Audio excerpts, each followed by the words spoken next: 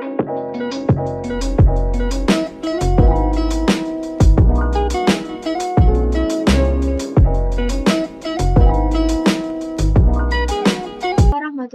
wabarakatuh.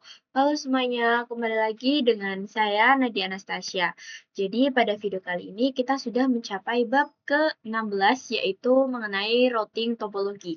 Jadi apa sih routing topologi itu? Jadi nanti kita akan belajar routing pada topologi yang kemarin sudah kita buat ya seperti di sini. Nah, oke, kita sebelum masuk ke routing topologinya, di sini pada bab ini kita akan belajar konfigurasi routing, kemudian kita akan belajar share internet, konfigurasi NAT permanen, dan fixed IP address, dan juga kita akan konfigurasi resolver.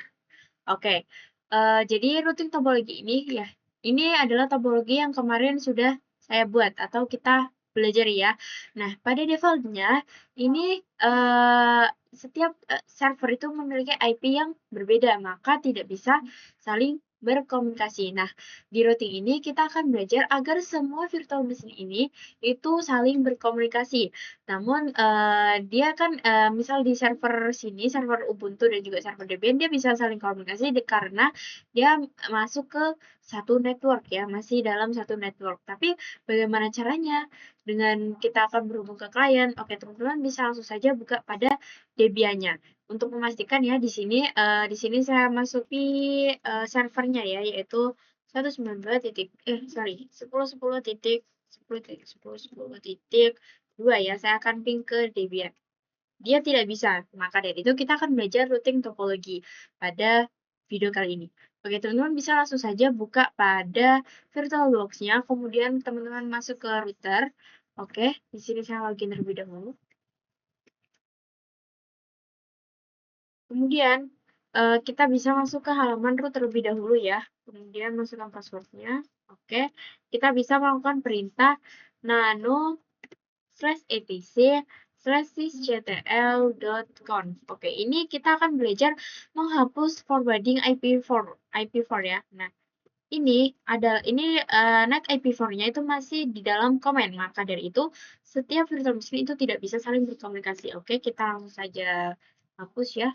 Kemudian enter. Kemudian di sini saya coba mengaktifkannya yaitu sysctl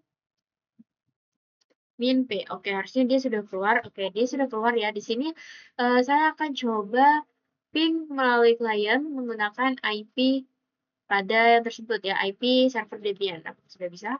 Harusnya sudah bisa. Oke, gitu. Oke, kita lanjut pada materi berikutnya yaitu share internet.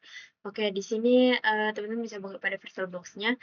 Jika teman-teman ingat bahwa sebelumnya kita mengkonfigurasi router Debian ini untuk mendapatkan akses internetnya itu kita menggunakan host only ya. Nih, di sini ya. Adapter pertamanya yaitu host only.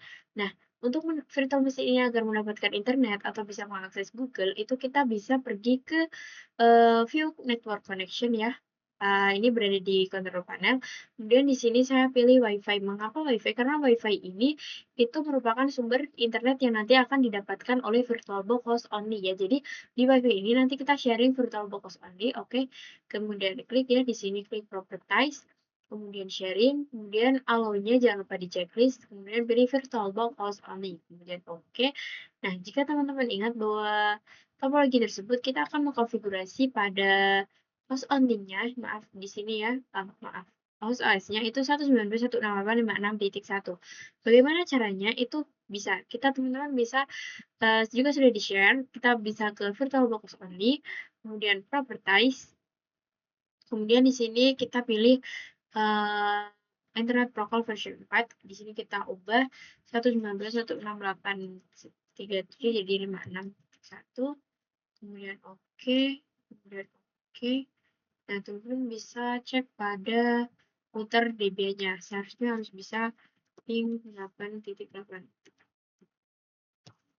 Nah, dia sudah bisa mendapatkan akses internet. Oke, kita lanjut pada video berikutnya. Kita lanjut pada materi berikutnya yaitu konfigurasi NAT. Jadi di sini kita harus melakukan konfigurasi NAT agar virtual machine itu mendapatkan akses internetnya ya. Mengapa seperti itu? Ya, Kalau tidak menggunakan konfigurasi NAT, dia yang mendapatkan akses internet itu hanya router saja. Lalu bagaimana caranya? Di sini untuk mendapatkan untuk melakukan konfigurasi NAT itu terdapat di router Debian ya. Kemudian di sini untuk langkah awalnya yaitu apt install iptabel. iptabel. Oke, enter. Nah, kita pilih yes. Kemudian perintahnya yaitu iptabel, kemudian min t, nat, min a, kemudian post routing, kita bisa melakukan tab, kemudian min o. O ini yaitu outputnya ya, output yang akan dikeluarkan untuk mendapatkan akses internetnya yaitu enp0s3, enp0s3, kemudian min j yaitu masquerade untuk mendapatkan semua internetnya masquerade. Kemudian enter. Oke, di sini bisa cek pada server Debian-nya ya. Kita cek pada server Debian.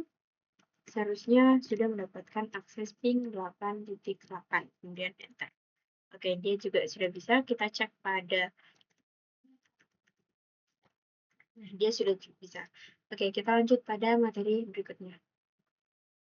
Teman, kita lanjut pada konfigurasi NAT permanen part 1. Jadi apa bedanya, mengapa kita tidak menggunakan konfigurasi NAT saja, mengapa ada konfigurasi NAT permanen? Nah, jadi teman-teman, kita bisa buka pada VirtualBox-nya ya.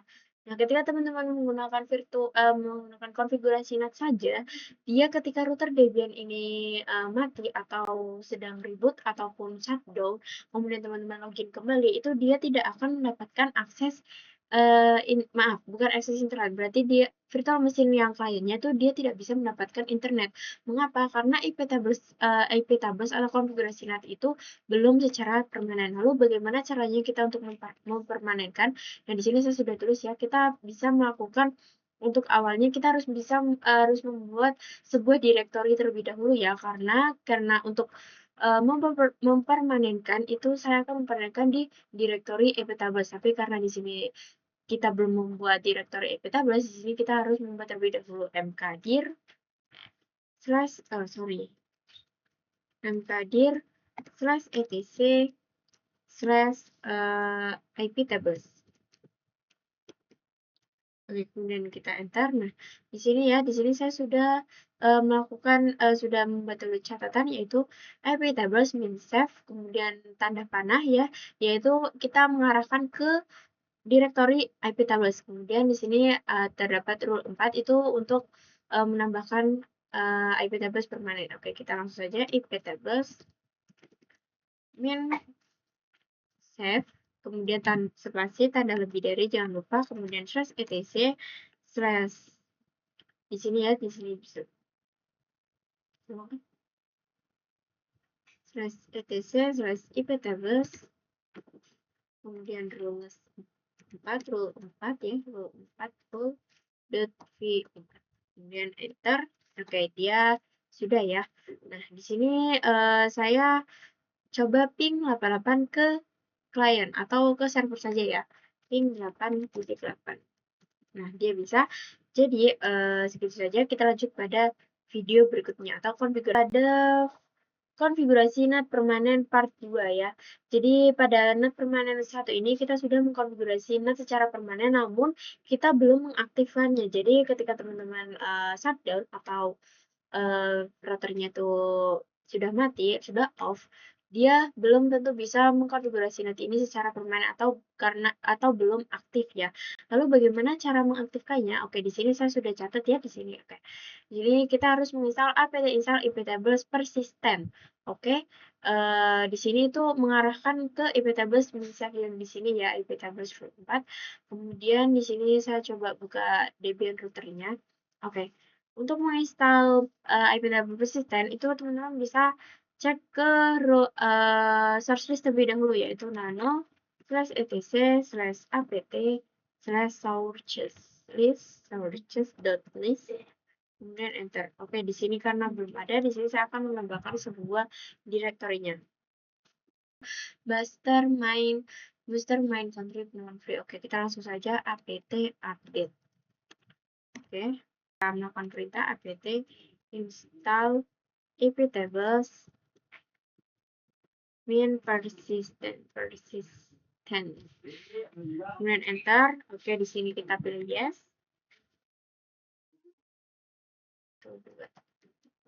Sorry, kita login dulu. Saya akan coba pilih 88 dari klien. Oke, dia sudah bisa ya. Oke, mungkin itu saja. Kita lanjut pada materi berikutnya. Jadi apa sih fixed IP address itu?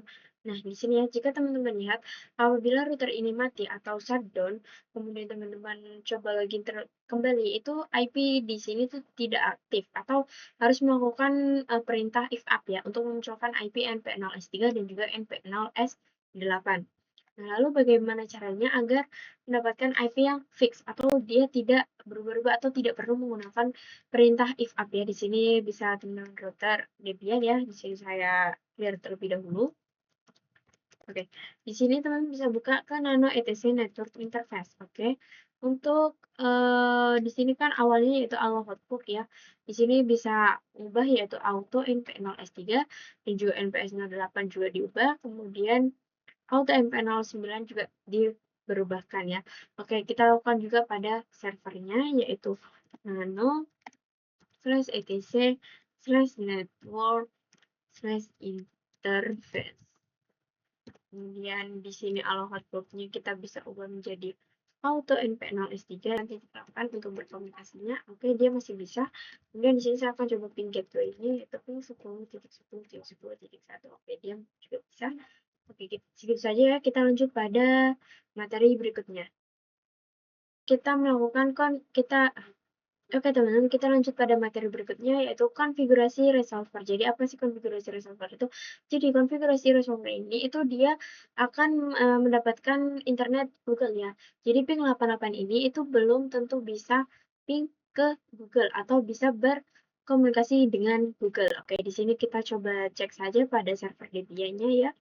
Di sini saya coba ping google.com.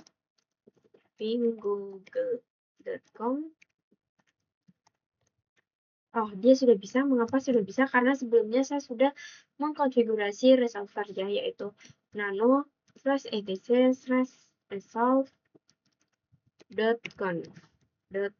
Oke, nah di sini ya name servernya. Di sini saya akan coba menambahkan name servernya yaitu name server 8.8 ya, name server 8.8.8.8. Oke, Ctrl X, Y enter, kemudian ping Google lagi. Nah, dia sudah bisa ya. Kemudian saya akan coba mengkonfigurasi resolver pada server Ubuntu yaitu nano/etc/resolve.conf. Kemudian di sini ya, di sini kita menambahkan name servernya yaitu kita menambahkan name servernya 8.8.8. Nah, untuk di atas ini kita bisa mengkomen ya atau mampir saja Ctrl X Y enter. Kemudian kita coba ping google.com. Oh, dia belum bisa. Mengapa? Karena pada di sini saya cuma bisa melakukan perintah tersebut ke virtual machine yang sudah teman-teman buat ya. Jadi pada server Ubuntu dan juga klien Ubuntu-nya. Oke, saya Nadia Anastasia. Kurang lebihnya mohon maaf. Wassalamualaikum warahmatullahi wabarakatuh. Sampai jumpa di bab selanjutnya. Bye-bye.